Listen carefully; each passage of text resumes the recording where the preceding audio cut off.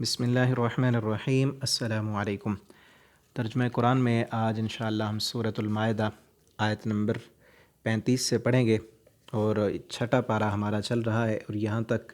آدھا پارہ کمپلیٹ ہو چکا ہے، اور اگلا چھٹا پارہ جو آدھا ہے وہ شروع ہو رہا ہے یہاں سے۔ اور یہ جو آیت ہے اس سبق کی جو شروع والی آیت ہے، اہم ترین آیتوں میں سے ایک آیت ہے۔ اگر اس کا معنی اور مفہوم سمجھ آ جائے تو بہت سارے مسائل جو ہمارے مسلمانوں کے درمیان الجھے ہوئے ہیں وہ اس سے حل ہو سکتے ہیں۔ تو توجہ کے ساتھ آپ سبق سنیں اور اپنے دوستوں تک بھی پہنچائیں۔ شروع کرتے ہیں۔ اعوذ باللہ من الشیطان الرجیم۔ یا ایھا الذین، اے وہ لوگو، آمنو جو ایمان لائے ہو، اتقوا اللہ، تقوی اختیار کرو اللہ کا، وابتغوا اور تلاش کرو، الیہ اس کی طرف، الوسیلہ وسیلے کو، اس کی طرف وسیلہ تلاش کرو۔ وسیلے کا کیا معنی ہے؟ وسیلہ کے معنی ایسی چیز جو کسی مقصد کا حصول ہو یا قرب کا ذریعہ ہو۔ آپ جتنی بھی عربی تفاسیر ہیں نا ان کو اٹھا کر دیکھیں تو الوسیلہ کا معنی ہے القربہ، کہ اللہ کا قرب تلاش کرو۔ اور یہاں ہمارے ہاں اکثر جو ہے اس وسیلے کا معنی کیا جاتا ہے، جو اردو میں ہم استعمال کرتے ہیں نا، کسی کا واسطہ، یعنی کسی واسطے کے ساتھ دوسرے تک پہنچنا، یہ معنی کیا جاتا ہے کہ اللہ کے ہاں بھی پہنچنا ہے تو کسی کا واسطہ استعمال کرو۔ کسی کے واسطے کے ساتھ تم پہنچ سکتے ہو، ویسے نہیں پہنچ سکتے، جبکہ اس آیت کا یہ غلط مفہوم ہے، غلط ترجمہ ہے اس کا۔ جتنے بھی عربی مفسرین ہیں نا، پہلے جو اصل مفسرین ہیں، ان کی تفاسیر آپ اٹھا کر دیکھیں تو الوسیلہ کا معنی انہوں نے القربہ لکھا ہے، اللہ کا قرب تلاش کرو، اور اس کا طریقہ بھی آگے بتایا گیا ہے۔ تو یہاں اس کا غلط مفہوم لے کر پھر کیا کیا جاتا ہے؟ جتنے بھی ہمارے ملک پاکستان میں یا انڈیا میں یہ جو درباریں اور مزاروں کا، خانقاہوں کا نظام ہے نا، تو اسی آیت کے غلط تفسیر کرنے پر یہ چل رہا ہے کہ اللہ کے ہاں کسی کا واسطہ تلاش کرو۔ کیا مطلب؟ کہ اللہ ڈائریکٹ نہیں سنتا۔ جسی طرح دنیا میں کسی بڑے کو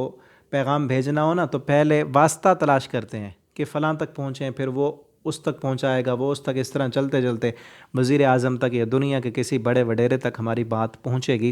اللہ کے ہاں یہ قانون نہیں ہے۔ اللہ کے ہاں یہ قانون نہیں، کہ دنیا میں یہ تو ظلم ہے نا، کہ ایک بڑا بندہ، کوئی افسر، وہ بڑوں کی سنتا ہے، چھوٹوں کی نہیں سنتا، چھوٹے بیچارے کدھر جائیں؟ اللہ کے ہاں یہ نظام نہیں ہے۔ اللہ رب العالمین ہر ایک کی سنتے ہیں، بغیر واسطے اور بغیر وسیلے کے سنتے ہیں۔ اور یہاں جو ہے وسیلہ کا معنی اللہ کا قرب تلاش کرو۔ اور پھر جس طرح کہا جاتا ہے نا کہ جو بزرگ ہیں، اولیاء ہیں، انہوں نے عبادت کی، انہوں نے محنت کی، تہجدیں پڑھی، انہوں نے اللہ کو راضی کیا، اللہ کے وہ بڑے قریبی ہیں۔ بالکل یہ ٹھیک بات ہے، اللہ کے وہ قریب ہیں، اور اللہ رب العالمین کو انہوں نے راضی کیا ہے اللہ کی عبادت کر کے، اور اسی کام کا اللہ تعالیٰ ہمیں حکم دے رہے ہیں کہ تم بھی جس طرح ان اولیاء نے، اللہ کے نیک بندوں نے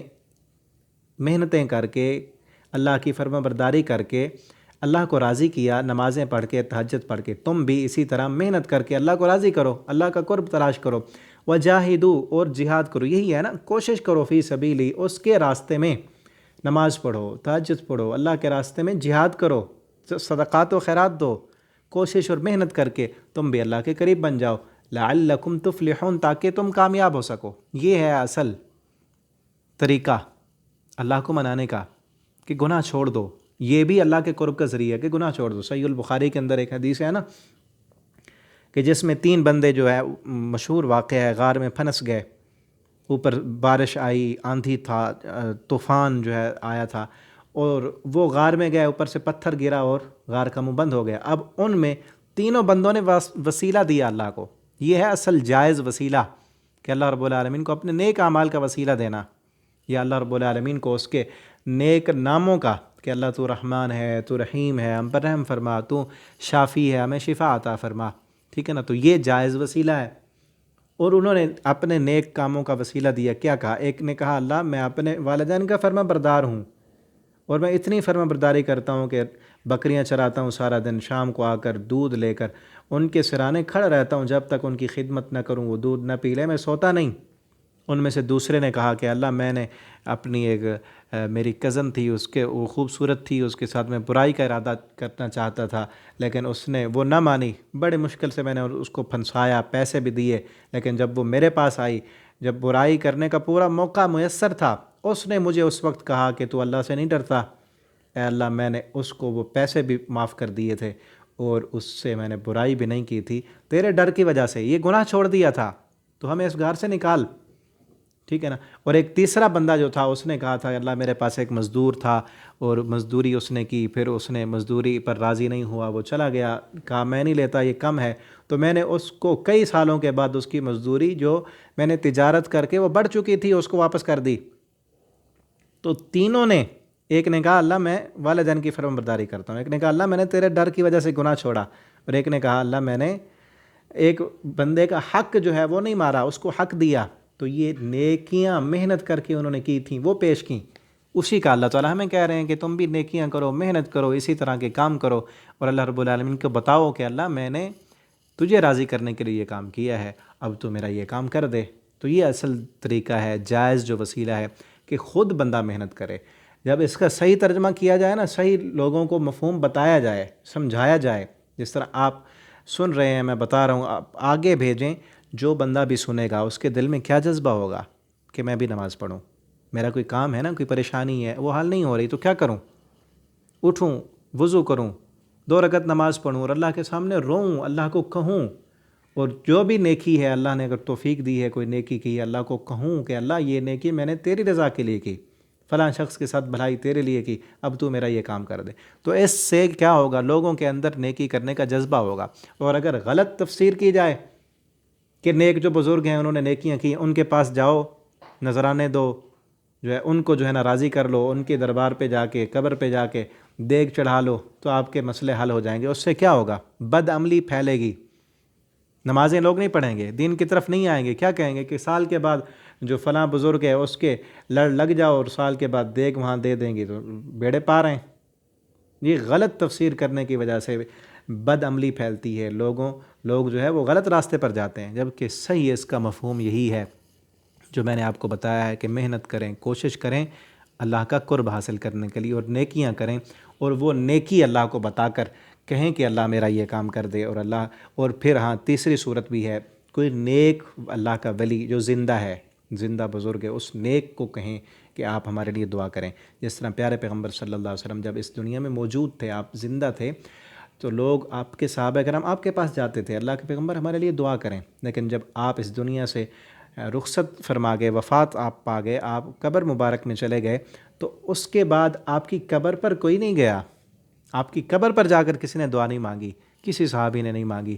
کہ ہم آپ کی قبر پر آئے ہیں کہ آپ اب اللہ سے کہیں ہمیں یہ ہماری بات منوا دیں۔ یہ طریقہ بالکل نہیں تھا جو آج ہمارے مسلمان درباروں اور قبروں مزاروں پر جا کر کرتے ہیں، کسی صحابی نے نہیں کیا، بلکہ آپ کی وفات کے بعد آپ کے چچا عباس کے پاس گئے صحابہ کرام، ان سے جا کر کہا کہ آپ اللہ کے نبی کے چچا ہیں، جب نبی صلی اللہ علیہ وسلم زندہ تھے ہم ان سے دعا کراتے تھے، آج آپ سے کراتے ہیں، آپ دعا کرائیں۔ تو زندہ جو اللہ کے ولی بزرگ ہیں ان سے دعا کرائی جائے، تو یہ اصل طریقہ ہے۔ اللہ تعالی ہمیں اس پر عمل کرنے والا بنا دیں اور ہماری قوم کو یہ فہم اور سمجھ دیں۔ اب آگے دیکھیں، یہ دنیا میں اللہ کہہ رہے ہیں کہ قرب تلاش کرو اللہ کا، محنت کر لو، کوشش کر لو، اللہ کو راضی کر لو، ورنہ کیا ہوگا قیامت کے دن، پھر کیا ہوگا، ان الذین، بے شک وہ لوگ، کفروا، جنہوں نے کفر کیا، لو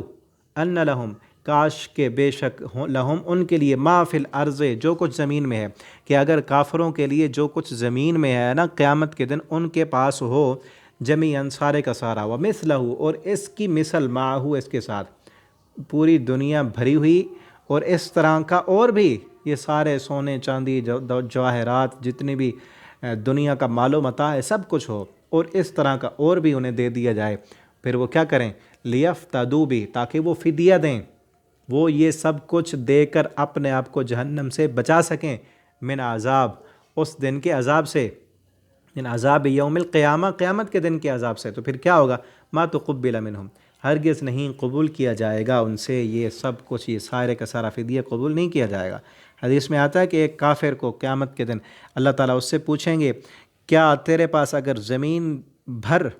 سونا ہو تو کیا تو وہ سونا دے کر اس عذاب سے چھٹکارا حاصل کرنا پسند کرے گا؟ تو وہ اس بات میں جو ہے جواب دے گا کہ ہاں۔ اللہ تعالیٰ فرمائیں گے، میں نے دنیا میں تجھے اس سے بہت کم کا میں نے تجھ سے مطالبہ کیا تھا کہ تو میری فرمان برداری کر اور اپنی منمانی چھوڑ دے، اپنی مرضی نہ کر، میرے دین پر چل، تو نے وہ دنیا میں نہیں کیا، اب تو یہ کرنا چاہتا ہے، اس کی بات اس وقت نہیں مانی جائے گی، وہاں پر اسے پھر جہنم میں ڈال دیا جائے گا۔ وَلَهُمْ عَذَابٌ علیم، اور ان کے لیے دردناک عذاب ہوگا۔ یریدون، وہ چاہیں گے، ان یخرجوا من النار، کہ وہ نکلیں آگ سے، وما ہم، اور نہیں ہوں گے وہ، بخارجین منہا، اس سے نکلنے والے،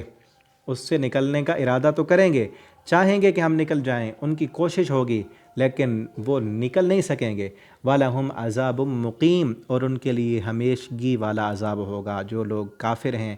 دنیا میں، کفر کرنے والے، اللہ پر ایمان نہ لانے والے، اللہ کے قرآن کو نہ ماننے والے، قیامت کے دن زمین بھر سونا بھی اگر دے کر عذاب سے چھٹکارا حاصل کرنا چاہیں تو چھٹکارا نہیں ملے گا۔ ابھی وقت ہے کہ اللہ کی طرف آ جائیں، اللہ کی مانیں، اللہ پر ایمان لائیں، اللہ کے قرآن پر ایمان لائیں، اور وہ عمل کریں جو مرنے کے بعد کام آنے والے ہیں، تو ان کے لیے ہمیشگی والی جنت ہوگی۔ اللہ رب العالمین سے دعا ہے اللہ تعالیٰ ہم سب کو اس جہنم سے بچائیں، اور ہمارے ایمان کو اللہ تعالیٰ مضبوط فرمائے۔ اللہ تعالیٰ ہمیں اپنا قرب تلاش کرنے کی توفیق دیں، ایسے عمل کرنے کی توفیق دیں جو اللہ کے قرب کا ذریعہ ہوں، اور ایسے اعمال سے اللہ تعالیٰ ہمیں بچا لیں جو اللہ سے ہمیں دور لے جائیں۔ آخر دعوانا ان الحمد للہ رب العالمین، والسلام علیکم ورحمۃ اللہ وبرکاتہ۔